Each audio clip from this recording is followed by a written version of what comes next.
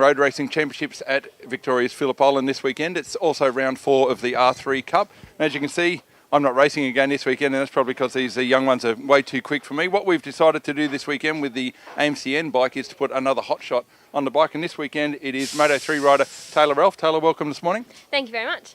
Tell us about your Moto3 racing at the moment. Yes, I've been racing the Moto3 for around 4 years now, and I've gone pretty well so far. Almost won a championship one year, and we're currently tied in second place. And there's only 9 points separating third to first, so it's going to be a pretty close last round. All coming down to the last round of the series this year, but this weekend you're on the little R3 bike.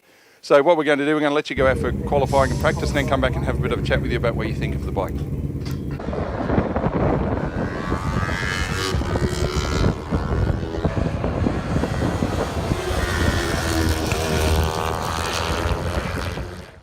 Practice and qualifying. How much different is the bike than your Moto3 bike? Oh, it's completely different. When I first got the call, I didn't think it would be as different to the Moto3. I thought there would have been some similarities, but it was a completely different machine, and it definitely wasn't what I was expecting. That was for sure. Especially in the Moto3, you get a lot more feeling out of the front with the suspension, whereas I feel on the R3 you don't really know what it's going to do into the corner. Those sort of trade-offs between a road bike and a pure racing bike, which is what you're used to. Power-wise, how do they compare?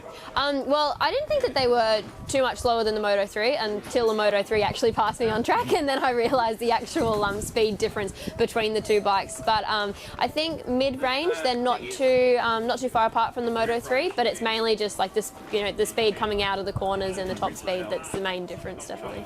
Fun factor on an R3, is it a lot more fun, or is it, I know you've had a couple of problems, not problems with little issues with the bike, but other than that, is it a fun thing for you? Yeah, I'm having an absolute ball. I find it is easier to ride than the Moto3 because obviously it is a World Championship spec bike, and so the actual technical aspects of things, it's a lot harder to ride the Moto3. So I'm really enjoying riding it, and especially around the island. I was stoked to come back here mid-year because I didn't think I'd be coming back here, but I'm really enjoying the experience.